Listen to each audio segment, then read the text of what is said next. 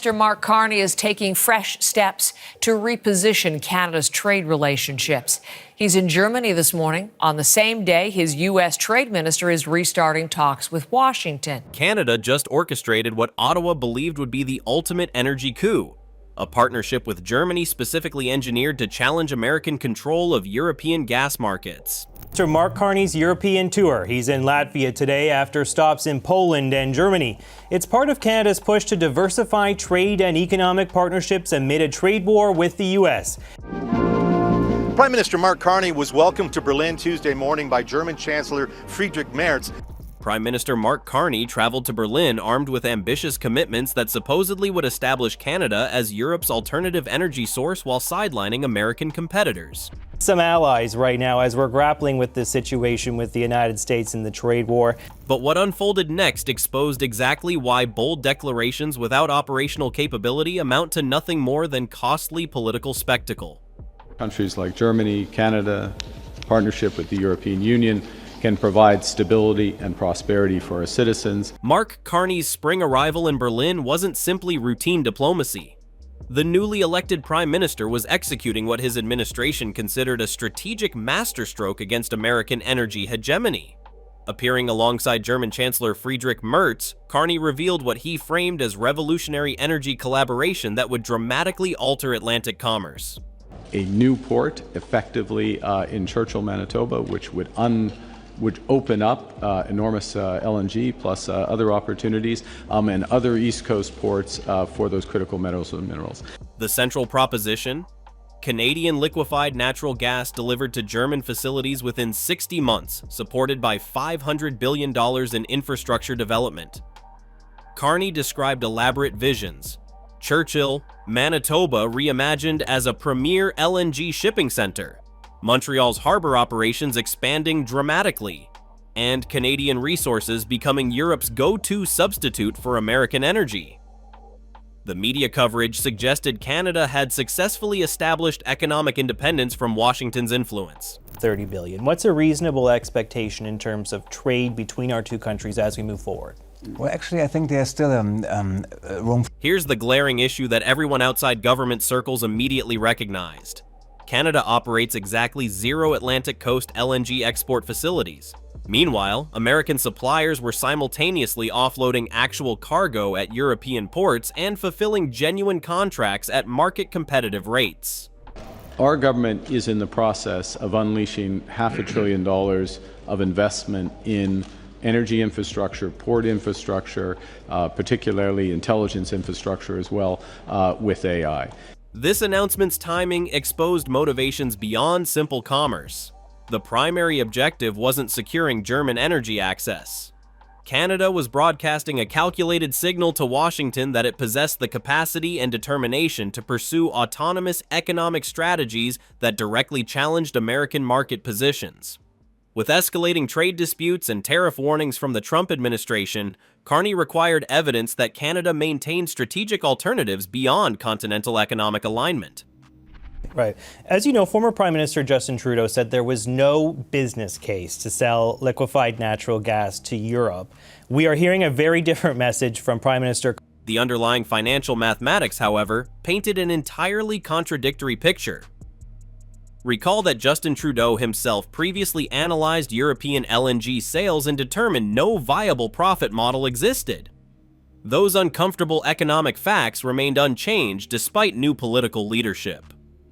Transporting LNG across the Atlantic from hypothetical Canadian terminals would generate significantly higher costs compared to shipments from functioning American facilities that have operated for years. Please explore a bit more what Canada can realistically actually offer to Germany and Europe, given the fact that ports on the East Coast and also pipelines are still lacking. German journalists immediately posed the substantive questions.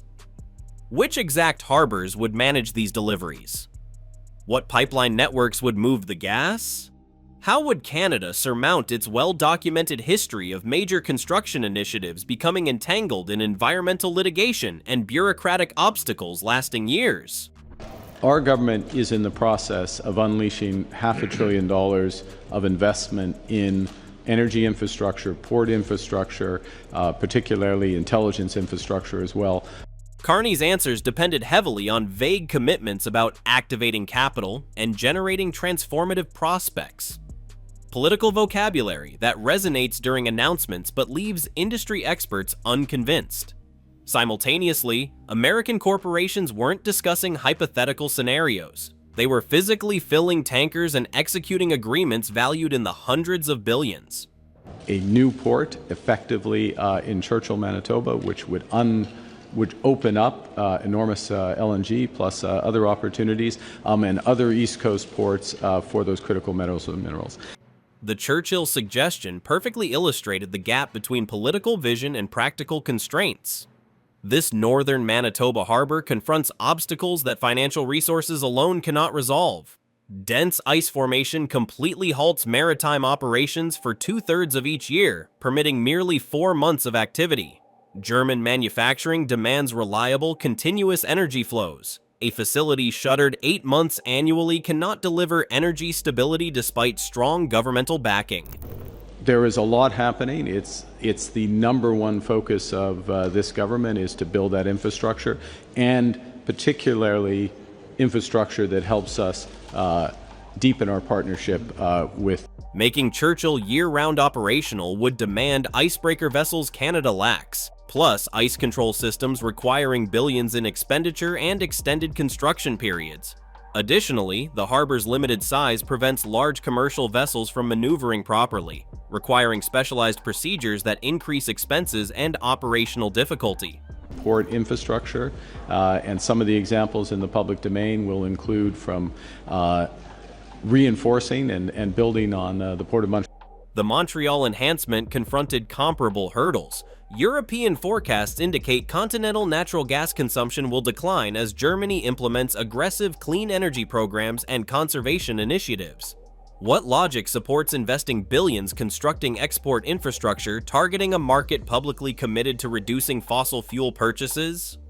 Is there enough demand globally for U.S. gas? And you can see that we expect to be able to continue growth to Europe in terms of exports, and Asia as well. German representatives maintained courteous enthusiasm throughout Carney's visit, yet their behavior demonstrated alternative priorities. Prior to Carney's Berlin appearance, Venture Global had already secured a 2-decade supply arrangement providing substantial annual LNG volumes to a major German energy corporation. This represented concrete commercial obligations supported by functioning infrastructure and demonstrated delivery performance, not speculative commitments depending on future construction. Trump personally secured a massive deal with the European Union, hundreds of billions of dollars worth of American oil and gas guaranteed over the next few years. Additional American suppliers established comparable extended relationships. Another major LNG provider finalized a 15-year supply agreement with Germany's state energy entity earlier that year. These weren't conditional arrangements contingent upon building terminals that didn't exist. These were enforceable contracts with companies already transporting product to European destinations daily. We will replace Russian gas and oil by significant purchases of U.S. LNG oil and nuclear fuels. The Trump administration had structured comprehensive arrangements incorporating energy transactions into wider economic frameworks. The European Union committed to expanding American LNG acquisitions as part of a massive energy investment program intended to decrease Russian supply dependence. American energy sales carried both commercial and strategic defense value, granting them political significance beyond simple price competition. Partner to Canada and vice versa. And we have so much in common. We share so many values, but we also have a joint interest in the diversification of our trade. Germany's ambassador to Canada addressed this situation with precise diplomatic language, acknowledging substantial promise for Canadian LNG while stressing that German corporations ultimately base purchasing choices on commercial practicality. That careful terminology conveyed professional doubt. German energy purchasers assessed dependability, pricing, and shipment schedules, and Canadian proposals demonstrated no competitive strengths across those dimensions. We know that Germany is buying millions of tons of LNG from the United States and Qatar, not Canada, as a result of really inaction by past governments on developing LNG. The situation became particularly awkward for Ottawa given the operational gap. American LNG terminals throughout Gulf Coast regions linked to mature shipping channels, storage infrastructure, and distribution systems developed across decades. Multiple installations operate concurrently, with additional terminals activating before projected timelines and boosting American export volumes substantially. They provide demonstrated competence through continuous deliveries, rather than projected future performance. The minerals could be a cornerstone in this improvement, but also our cooperation in other areas. Canada's sole functioning LNG installation demonstrates the development timeframe challenges. The Kitimat facility delivered its inaugural shipment in mid-2025 following extended planning and construction phases. The project confirms Canada can complete significant energy infrastructure, but simultaneously reveals the extended duration execution demands. Developing Atlantic capability would mirror comparable patterns, with environmental reviews, indigenous community engagement, and layered regulatory authorizations consuming years before physical construction could commence. To us as well. We have done our homework, we're working on the relevant import infrastructure in our ports, so we're getting ready for everything. Within 90 days of the Berlin Declaration, the celebrated partnership had essentially disappeared from government statements. No subsequent announcements, no advancement updates, no revised schedules. Only conspicuous silence replacing earlier grand commitments. Major European energy corporations publicly stated they would maintain relationships with established American suppliers rather than risk resources on Canadian assurances lacking infrastructure foundation. Lot of imports, because as we said in the beginning, the diversification, especially in LNG imports, is of relevance. The complete reversal materialized when infrastructure investments Canada actually possessed continued addressing different objectives.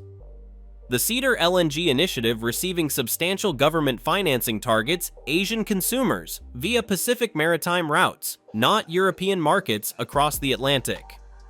Canada's genuine competitive strengths exist in geographic proximity to Asian markets and established Pacific commerce relationships, not competing against American suppliers already controlling European markets. And it's not yet with a timeline, and it's still not very concrete in terms of.